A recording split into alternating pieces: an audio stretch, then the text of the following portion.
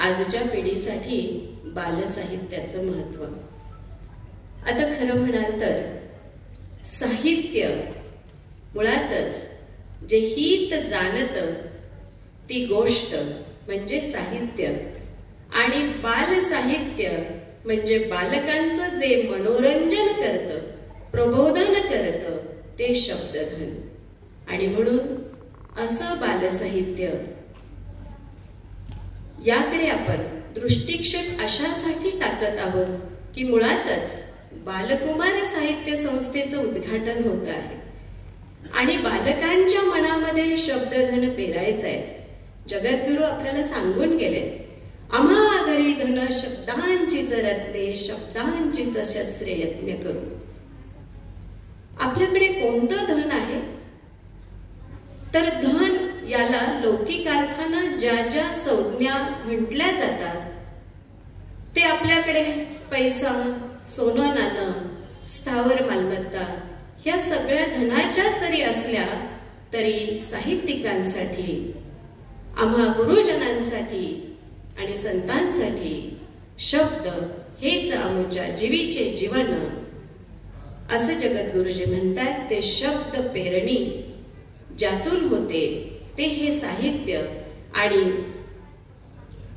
बाल साहित्य जर आपण म्हणू, माऊलींचाच पुन्हा अनेक ओव्यांचा मला खरं या ठिकाणी परामर्श देता येईल, परंतु मी प्रातिनिधिक स्वरूपात आणि अत्यंत कमी वेळामध्ये या सगळ्या गोष्टीचा धांडोळा घेण्याचा प्रयत्न करते. माऊली म्हणतात, बालक बोबडा बोली, बालक बोबडा बोली, वाकुडा विचुकी पाऊली, ते चोज करुनी माऊली रिझे जेवी, ते चोज करुनी माऊली रिझे जेवी.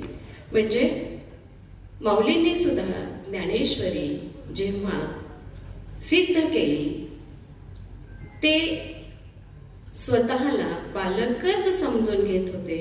त्यांनी असं म्हटले, स्वतःला बालक म्हटले आणि श्रोत्यांना त्यांनी माऊली म्हटले.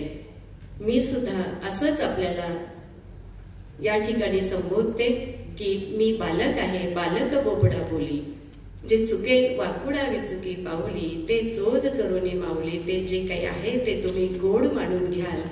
हे सारं शब्द, हे सारं शब्दधन मुलांना आकर्षित करणार आहे, मुलांवर संस्कार करणारे आहेत. आणि म्हणून बालसाहित्य आपल्याला रुजवायचंय. या ज्ञानदेवांची बहीण चिमुकली मुक्ता, तिचं सुद्धा बहिणाबाई चौधरींनी किती सुंदर वर्णन केलंय. माझी मुक्ताई मुक्ताई 10 वर्षाचं लेकरू, माझी मुक्ताई मुक्ताई 10 वर्षाचं लेकरू, चांग देव योगियानं तिला मानले रे गुरु, चांग देव योगियानं तिला मानले रे गुरु. मुलांनो, या लहान वयात सुद्धा आपल्याकडे जर विचारांचं सामर्थ्य असेल, शब्दांचं धन असेल तर आपण अनेक गोष्टी लिहिल्या पेलू शकतो, आलेल्या आव्हानांना सामोरं जाऊ शकतो. म्हणून आपण वाचायचंय, म्हणून आपण लिहायचंय, म्हणून आपण व्यक्त व्हायचंय. हेच या संस्थेचं मुख्य आणि मुख्य ध्येय आहे आणि यासाठीच आपल्याला काम करायचंय. गुरुजन आणि शिष्यगण यांनी एकमेकांच्या हातात हात घालून शब्दांची रुजवात करायची आहे. कारण जी मुक्ताई 10 वर्षाची असताना 1400 वर्षांच्या योग्याची जर का गुरु होत असेल तर आपण सुद्धा आपल्या स्वतःला खूप चांगल्या पद्धतीने सिद्ध करायला पाहिजे. आणि त्यासाठी आपण आपली पुस्तकं, आपण आपल्या कविता, आपण गोष्टीची पुस्तकं वाचणं फार फार गरजेचं आहे. कारण ह्या मुक्ताईने चांगदेवांचं गुरुपण तर स्वीकारलंच, पेललंच, सिद्ध केलं. परंतु जेव्हा आपण ज्यांना विश्वाची माऊली म्हणतो, ज्ञानेश्वर माऊली चिंतेच्या गर्दीत असताना जेव्हा स्वतःला त्यांनी कोंडून घेतलं, मुक्ताई म्हणते, दादा दार उघड, दादा दार उघड. अरे दादा, मला काटा भरला तर तुझ्या डोळ्यात पाणी येतं. मी एवढी जीवाच्या आकांताने सांगते, दादा दार उघड. दादा तू दार उघडत नाहीयेस. दादा आपलं ठरलं होतं ना, दादा आपलं ठरलं होतं ना, काही झालं तरी आपण आपल्या स्वतःला रागापासून दूर ठेवायचंय, क्रोधापासून दूर ठेवायचंय. दादा तू रागवलंस? मुक्ताईने चिंतन केलं. 10 वर्षाची ही मुक्ताई आहे, किंबहुना त्याच्याही पेक्षा लहान आहे. आणि मुक्ताई म्हणायला लागली, शेवटी मुक्ताईला हे कळलं. चित्कला मुक्ताई आदिशक्ती मुक्ताईच्या भूमिकेत जाऊन मोठ्या भावाला ती उपदेश करू लागली. योगी पावन मनाचा, साही अपराध जनांचा. विश्व रागे झाले वन्नी, संत मुखे व्हावे पाणी. अरे शब्द शस्त्रे झाले क्लेश, संती मानावा उपदेश. जग हे पट ब्रह्म दोरा, ताटी उघडा ज्ञानेश्वरा, ताटी उघडा ज्ञानेश्वरा. आणि असे हे ताटीचे 11-12 अभंग म्हटल्यानंतर ज्ञानदेव हळूहळू त्या निराशाच्या गर्दीतून बाहेर आले आणि माऊलींसारखं विश्ववंद्य व्यक्तिमत्व तुम्हा आम्हा सर्वांना आजही अनुभवता येत आहे. यामागे एक बालसाहित्यिक आहे, यामागे या बालिकेचे शब्द आहेत, यामागे या छोट्या बहिणीची प्रेरणा आहे. आणि म्हणून शब्द काय करू शकतात, तर शब्द एखाद्याच्या जीवाचं सोनं करू शकतात. हीच मुक्ताई नामदेवाला सुद्धा खणखणीत म्हणते, अरे अखंड जयाला देवाचा शेजार, कार्य अहंकार केला नाही. एवढं ती सुनावू शकते.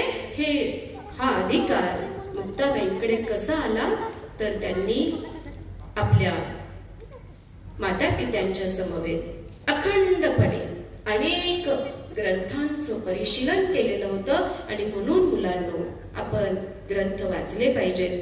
ग्रंथ वाचणे एवढं तुमचं वय जरी नसलं तरी शाळेतली पुस्तकं, वाचनालयातली पुस्तकं आपण आपल्या मनामध्ये त्याची रुजवण केली पाहिजे.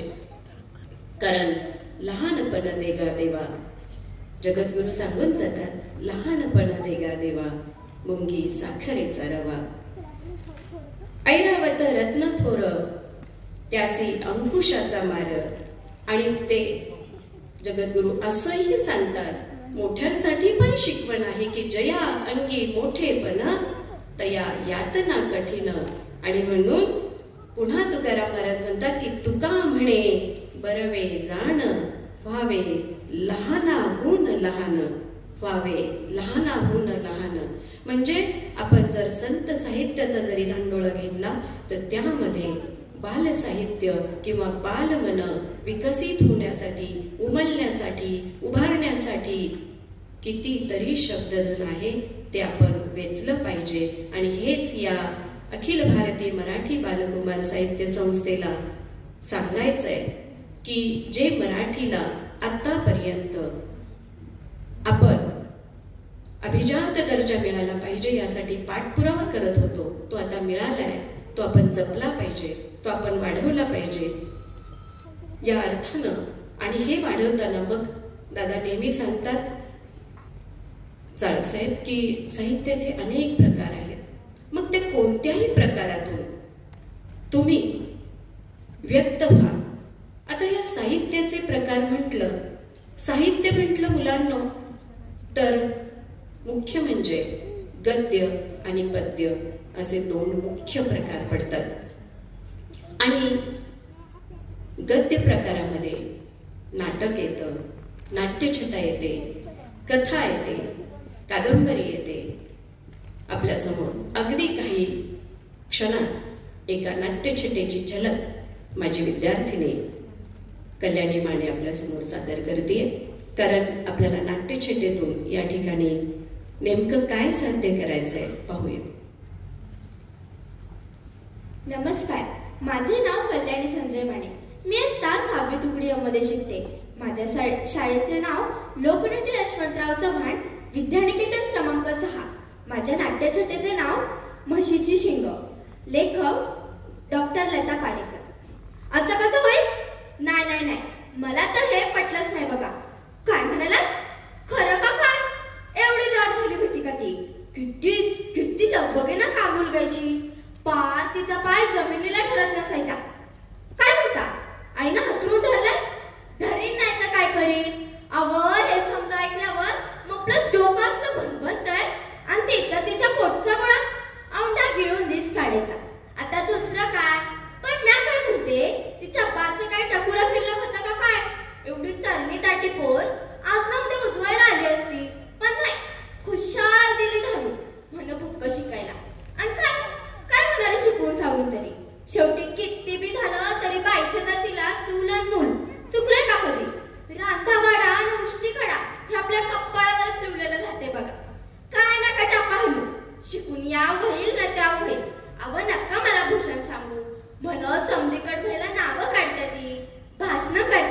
इवायनं चालवतात.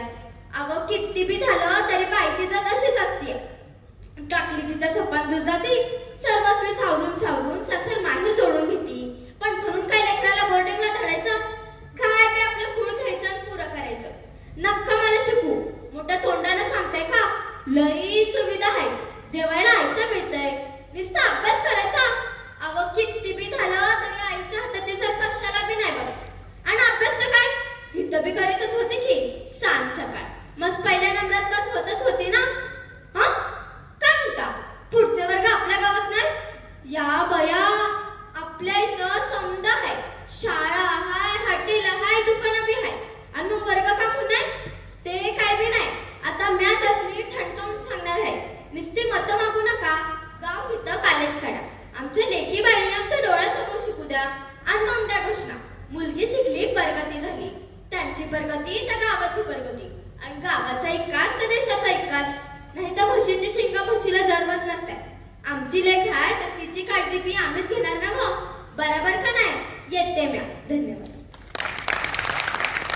तर अशी ही अस्सल जुंद्री भाषा होती, आणि या जुंद्री भाषेतून आपल्याला नाट्यछटा हा जो काही साहित्याचा प्रकार आहे, तो साहित्याचा प्रकार म्हणजे एकच विद्यार्थी बोलत असतो आणि वेगवेगळ्या माणसांची मतं ती एकटीच या ठिकाणी सादर करत असते.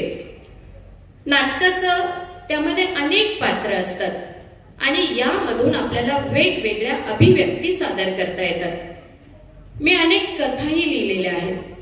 साठवणीतील आठवणीमध्ये अशा अनेक कथा येऊन गेलेल्या आहेत. कादंबरी हा एखाद्या व्यक्तीच्या जीवनाचा वेध घेणारी एक दीर्घ शब्द कहाणी असते. हा झाला गद्य प्रकार. आपण पद्य प्रकाराकडेही जर वळालो तर आपल्याला पद्य म्हणजे फक्त कविता, फार फार तर एखादी प्रार्थना. अनंत फंदींनी जो रूढ केलेला फटका, हेही साहित्याचे प्रकार आहेत. प्रार्थना आहे, ओवी आहे. कालच महिला दिन साजरा झाला. त्या निमित्ताने अनेक महिलांचा आपण या ओव्यांतून परामर्श घेऊ शकतो. पहिली माझी ओवी ग जना मुक्ता सोयराला, पहिली माझी ओवी ग जना मुक्ता सोयराला, अभंगातून केले त्यांनी प्रबोधन जगाला. दुसरी माझी ओवी ग राजमाता जिजाऊंना, स्वराज्यासाठी निर्माण केले शंभू आणि शिवबांना. तिसरी माझी ओवी ग क्रांती ज्योती सावित्रीला, पाटी पेन्सिल घेऊन हाती न्याय दिला स्त्रियांना, पाटी पेन्सिल घेऊन हाती न्याय दिला स्त्रियांना. सांगायचं काय की अशा ओवीमधून अत्यंत कमी शब्दात आपण जास्तीत जास्त व्यक्तिमत्वांचा आढावा घेऊ शकतो, परामर्श घेऊ शकतो. आणि म्हणूनही हा ओव्यांचा प्रकार खरं तर पूर्वी आपल्या आज्या, आपल्या पंजाब, कारण आता खरं तर माझी आईच जात्यावर ओव्या म्हणायची आणि तिच्या बरोबर म्हणण्याचा मलाही योग आलाय. मग जात्यापासून ड्रायव्हिंग पर्यंतचा आमचा हा प्रवास काही सोपा नव्हता, परंतु हा सुद्धा या साहित्यानेच आम्हाला सोपा केला असं मला या ठिकाणी अभिमानानं सांगावंसं वाटतं. आणि म्हणून बालपणीच हे साहित्य आपल्या कानातून मनात आणि मनातून अंतर्मनात रुजलं पाहिजे, कारण आपल्याला जीवनावरच्या वाटेवर चालण्यासाठी हे शब्दच आपलं बोट धरतात आणि मार्गदर्शन करत असतात. या साहित्याच्या प्रकारामध्ये मी अनेक प्रार्थनाही लिहिल्या, त्या आकाशवाणीवरून प्रसारित झालेल्या आहेत. आणि आता ग्रंथदिंडी मगाशी जेव्हा काढली गेली तर शाळेत असेच एकदा मुख्यमंत्री महोदय येणार होते आणि पटनोंदणी आणि ग्रंथ दिंडी असा जो सोहळा होता, मी सहजच माऊलींच्या अनेक ओव्यांचा आणि हरिपाठाचा अभ्यास असल्यामुळं सहज मी अगदी 12-15 मिनिटात जसं लिहिलं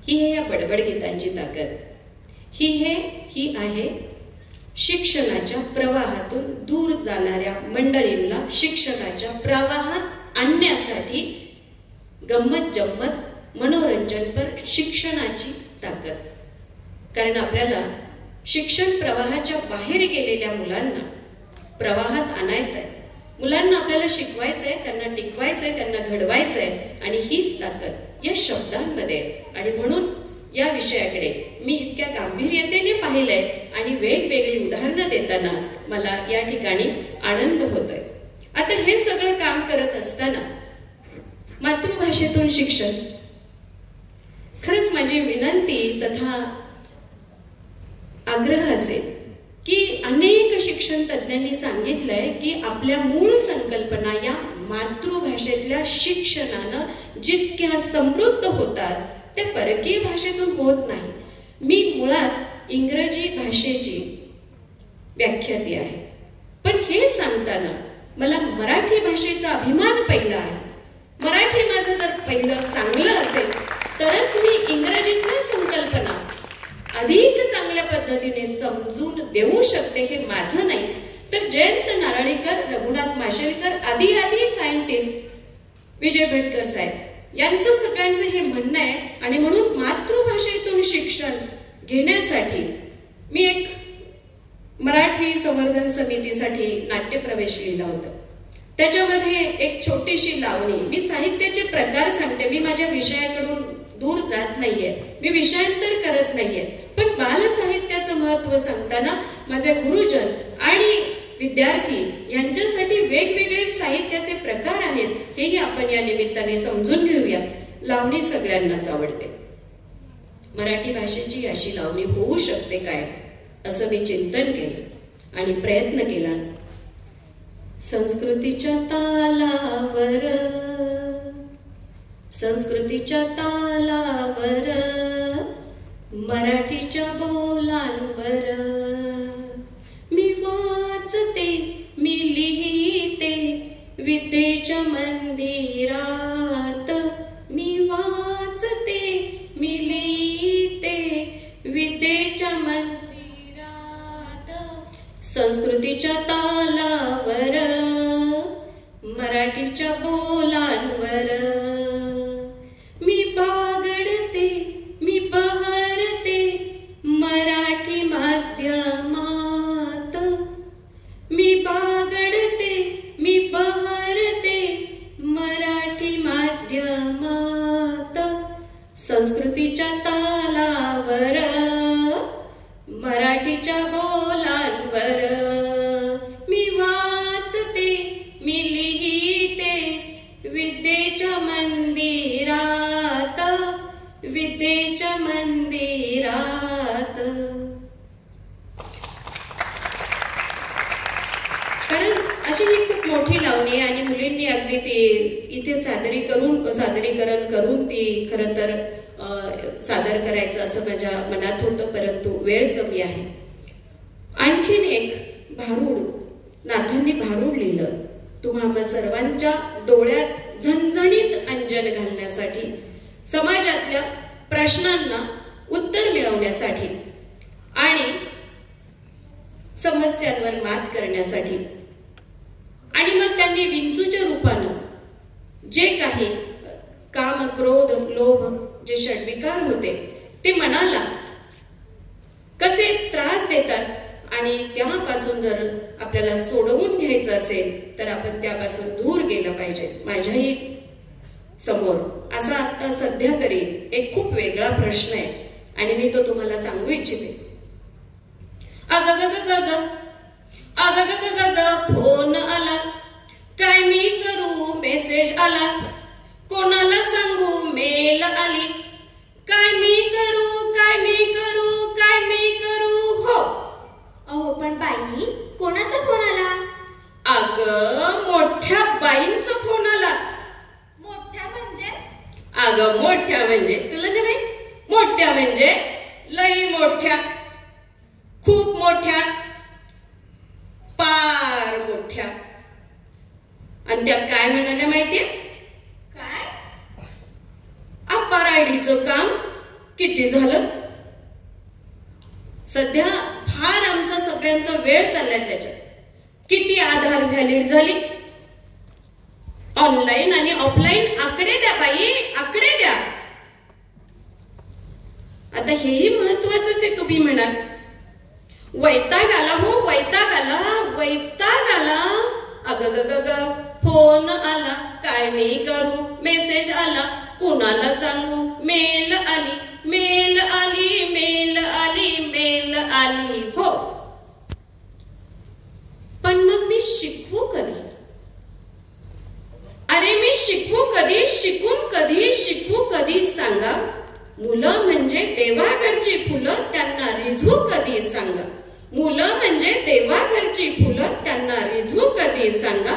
नव्या जुन्याची सांगड घाला, निरोप द्या माझा शासनाला, निरोप द्या माझा शासनाला. अग ग ग ग ग, फोन आला, अरे रे अरे, मेल आला. आणि आणखीन काय काय?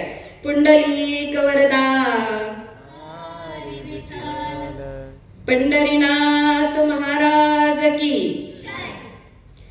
तर अशा पद्धतीने आपल्याला साहित्याचे वेगवेगळे प्रकार आपल्याला या ठिकाणी मुलांच्या मनोरंजनासाठी, फक्त मनोरंजनच नाही तर मार्गदर्शनासाठी आपल्याला खूप महत्वाचे आहेत.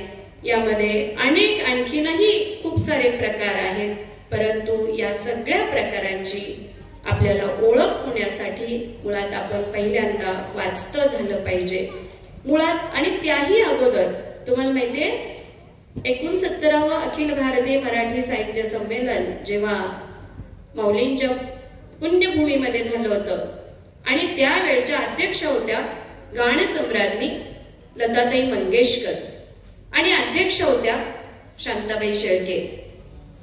आता आपल्या सगळ्यांना लताताई मंगेशकरांचं भाषण गाणं ऐकण्याची खूप सवय आहे, किंबहुना आपण त्यांचे रसिक आहोत, श्रोते आहोत. आणि जेव्हा शांताबाई भाषण करायला उभ्या राहिल्या तेव्हा सगळ्यांना वाटलं की आता लताबाई निघून जाणार.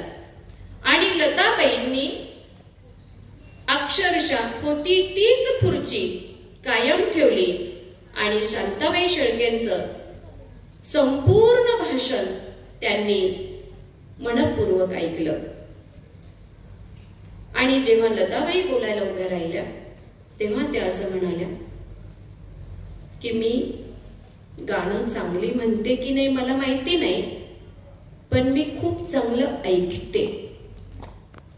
मी खूप चांगलं काय मंडळी, लिसनिंग, ऐकणं, श्रवण ही आपली माहितीची पहिली पायरी आहे.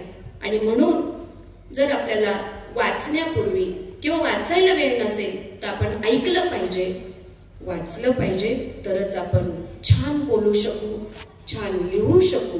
आणि हे लिहिता येणं आपल्याला काळाची गरज आहे. अनेक बालसाहित्यिकांची पुस्तकं बाजारात उपलब्ध असतात, ज्यापैकी इथे आमच्या शिवांजली साहित्यपीठाचे संस्थापक अध्यक्ष आदरणीय शिवाजीदादा चाळक असतील, त्यांच्या खांद्याला खांदा लावून काम करणारे संदीपजी वाघोले असतील, तथा या अखिल भारतीय मराठी बालकुमार शाखेचे मुख्य शाखेचे अध्यक्ष आदरणीय माधव राजगुरू सर असतील. यांनी अनेक पुस्तकं या बालसाहित्यासाठी लिहिलेली आहेत. आपलं शब्दधन त्याच्यातून पेरलेलं आहे. असे अनेक बालसाहित्यिक आपल्याला वाटावाटांवर नक्की भेटतील. आपण ते वाचले पाहिजेत, आपण ते ऐकले पाहिजेत. कारण पगारिया साहेब मगाशी म्हणाले की अजूनही आमच्या लहानपणी शिकलेल्या कविता पाठ आहेत. तसंच मला सुद्धा इंदिरा संतांची अशी ती छानशी कविता, रंगरंगुल्या सान सानुल्या गवत फुला रे गवत फुला, रंगरंगुल्या सान सानुल्या गवत फुला रे गवत फुला, असा कसा रे असा कसा रे मला लागला सांग तुझा रे तुझा लळा. किती छान शब्द आहेत, किती त्याच्यामध्ये अनुप्रास आहे. म्हणजे तोच तोच शब्द जेव्हा पुन्हा पुन्हा येतो किती गंमत वाटते, ऐकायला छान वाटतं. मंगेश पाडगावकर म्हणतात, टप टप पडती अंगावरती प्राजक्ताची फुले, टपटप पडती अंगावरती प्राजक्ताची फुले, बिर बिर बिर बिर त्या वाऱ्यावर गाणे आमुचे जुळे. म्हणा, बिर बिर बिर बिर त्या तालावर गाणे आमुचे जुळे. टपटप पडती अंगावरती प्राजक्ताची फुले, बिर बिर बिर बिर त्या तालावर गाणे आमुचे जुळे, गाणे आमुचे जुळे. किती किती नाद आहे या गाण्यांमध्ये, किती गेयता आहे या कवितांमध्ये. आणि हे सगळं आपल्याला अभ्यासण्यासाठी बालभारती नावाची जी संस्था आहे, जी पुस्तकं तयार करत असते, त्या संस्थेनं या पुस्तकांमध्ये अशा तुम्हा आम्हाला आकर्षित करणाऱ्या, मनाला रिझवणाऱ्या कविता तथा धडे आपल्या पुस्तकांमधून दिलेले आहेत. बालकवी म्हणतात, श्रावण मासी हर्ष मानसी हिरवळ दाटे चोहीकडे, क्षणात येते सरसर शिरवे क्षणात फिरुनी ऊन पडे. बघा, ऊन पावसाचा खेळ त्यांनी किती छान सांगितलाय. तर असं हे सगळं बाल साहित्य आपण मुलांना जपलं पाहिजे आणि आपण ते टिपलंही पाहिजे. टिपण्यासाठी कागदच लागतो असं नाही, त्यासाठी आपलं मन सुद्धा पुरेसं आहे. आपलं मन स्वच्छ, निर्मळ, निरागस असेल ना, तर त्यावर आपल्याला टिपता येतं. बघा, कागद जर पांढरा शुभ्र असेल तरच आपल्याला त्याच्यावर काही लिहिता येतं. पण जर तो तेलाचा डाग पडलेला असेल तर आपल्याला त्याच्यावर लिहिता येत नाही. तसंच आपल्या मनाचं सुद्धा आहे. आपल्या मनावर चांगले संस्कार करायचे असतील तर आधी मनाची पाटी कोरी असली पाहिजे. त्याच्यामध्ये तुमच्या नको त्या गाण्यांचा आणि नको त्या व्हिडिओचा आधीच डाग पडलेला नसला पाहिजे. किंबहुना पडला असला तर चांगलं साहित्य वाचून तो निर्मळ केला पाहिजे आणि आपण चांगलं साहित्य टिपलं पाहिजे. साने गुरुजींची आठवण जर सांगितली नाही तर ते चुकीचं ठरेल. साने गुरुजींनी श्यामची आई लिहिली. आज त्याच्या हजारो प्रती, यावर्षी शताब्दी आहे आणि त्याच्यामुळं हजारो प्रती, म्हणजे माझ्या मते पुणे जिल्ह्यातच हजारो प्रती त्याच्या जात आहेत. तर साने गुरुजी किती कोमल हृदयाचे होते. ही मोठी माणसं समजून घेण्यासाठी पण हे बालसाहित्य वाचलं पाहिजे.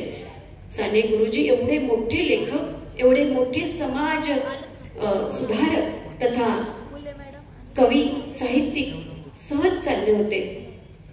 आणि कामावर जी बाई मजुरीनं काम करत होती, तिचं बाळ झाडाच्या सावलीत रडत होतं आणि ठेकेदार त्या बाईला सुट्टी देत नव्हता. बाळ रडत होतं, ही पाट्या वाहत होती, बाळ रडत होतं, ही एक घमेलं भरलं की दुसरं घमेलं घेऊन जात होती, एक झालं की दुसरी वीट त्या माणसाला देत होती आणि बाळ रडतच होतं. साने गुरुजींना या गोष्टीची फार फार म्हणजे त्यांच्यातला जो संवेदनशीलता आहे तो जागा झाला. त्यांनी बाळाला उचलून घेतलं आणि गाऊ लागले, वारामध्ये कानामध्ये, वारामध्ये कानामध्ये गीत गाईन तुला, वारामध्ये कानामध्ये गीत गाईन तुला, ताप हरीन शांती दे, ताप हरीन शांती दे, कसरे माझ्या मना, कसरे माझ्या मना, कसरे माझ्या मना, कसरे माझ्या मना. साने गुरुजींमधली माऊली त्या ठिकाणी जागृत झाली आणि अशा पद्धतीनं हे जे सगळं साहित्य आहे हे अत्यंत मुलांना संवेदनशीलतेनं आणि गुणग्राहकतेनं आपल्या शिदोरीत बांधून ठेवा. आपली शिदोरी समृद्ध करा आणि आपल्या स्वतःला राष्ट्राचे भावी नागरिक होण्यासाठी सशक्त बनवा. व्यायामाने शरीर सशक्त होतं, तसं शब्दांनी मन सशक्त होतं आणि आपल्याला शरीर आणि मन हे दोन्ही सशक्त करायचे आणि राष्ट्राचे भावी आधारस्तंभ म्हणून आपल्या खांद्यावर राष्ट्राची धुरा घ्यायची आहे. त्यासाठी बालसाहित्य महत्त्वाचं आहे हे मी या ठिकाणी पुन्हा पुन्हा निवेदन करते आणि माझे लांबलेलं मनोगत या ठिकाणी थांबवण्यापूर्वी असं नम्रपणे सांगू इच्छिते की जे जे उचित अवसरे करोनी प्राप्त, जे जे उचित अवसरे करोनी प्राप्त, ते कार्य हेतुरहित आचरावे सदा. जे योग्य आहे ते मंडळी घ्या, जे अयोग्य आहे ते माझ्याकडे माझं पुन्हा सुपूर्द करा. जे योग्य आहे ते माझ्या गुरुवर्यांचं आहे, जे अयोग्य आहे ते माझ्या यथामतीचं आहे. असं म्हणून मी या ठिकाणी आपली रजा घेते. मला संयोजकांनी संधी दिली.